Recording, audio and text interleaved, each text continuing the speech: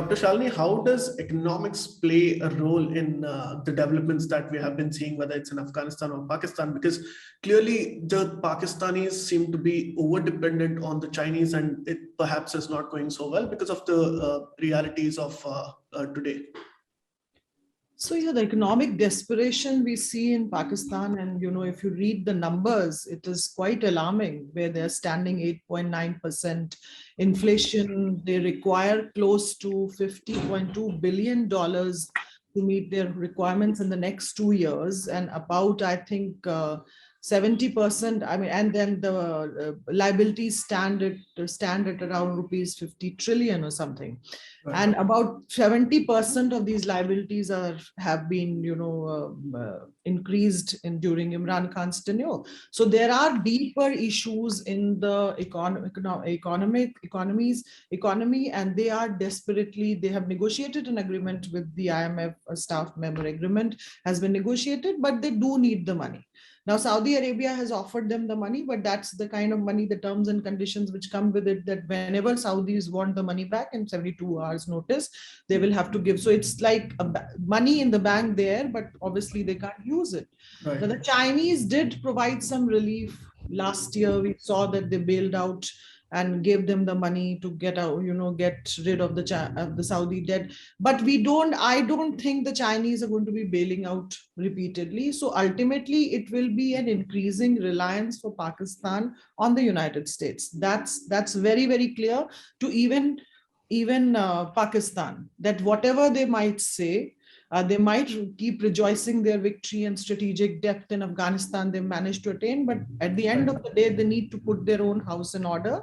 And that vulnerability at the international level, they definitely feel. And US on the other side is, we don't have too much clarity on how they're going to be dealing with Pakistan, because I think there is rethinking and reevaluation and, looking back into those 20 years, what did Pakistan, they need Pakistan for sure. Because for their counter-terror efforts. So they would also like to have some kind of support system being extended.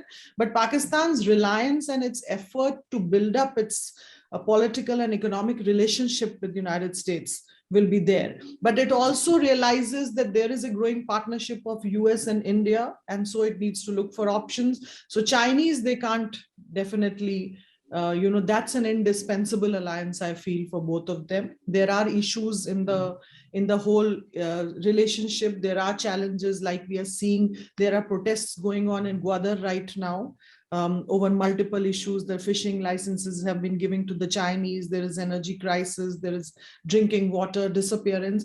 But all these issues which we see, and also there is a lot of debate that the rise in Pakistan's liability, a significant chunk is due to the CPEC. That discussion is also on, although Pakistan keeps denying it. So there are these challenges in Pakistan-China relationship we see. But the bigger question, I think, which we need to ask when we are evaluating it, that are these challenges significant enough to change the course of that alliance, which impacts India? So I don't think that's going to happen. Right. So that will go on. So Chinese will extend the help, to your question about the economy, to an extent. But I don't see Chinese giving a complete bailout. So they will rely on multiple factors for that. But also, I have seen, as a scholar on Pakistan, studying it for now more than 2 decades, I think they have just got used to living in crisis. Right. This crisis has just settled in that system. Whenever they have an economic crisis, there is a lot of noise around, talking to IMF, talking to various actors. They manage the bailout. It gives them a breather, and then 1, 2, 3 saal khub aish karte. Then again back there, they're into the same cycle. Typically, the next cycle when it comes, it's a new government, so it's their headache. So that has been the cycle which Pakistan has just got very well settled into, and there has been no. And now I think with the numbers that we see, how will that whole reversal happen? It completely looks impossible. But then if the second question that one feels, that will this lead to the failure of a state? I think that's not going to happen. So it will remain like an ailing state, but Right. not a failed state because of the economy. Not as of now. I don't see it happening soon. But there is always a point of saturation when it will all explode, right? So is that going to happen soon? Because it cannot be perpetually an ailing state. No, that's what I said, that it will not, because ultimately also you have to keep in your mind that it's a nuclear weapon state. So Right. explosion of a nuclear weapon state with the terrorist organizations, their sectarian issues, their Taliban government on the border, Right. there is an international community which will think about it.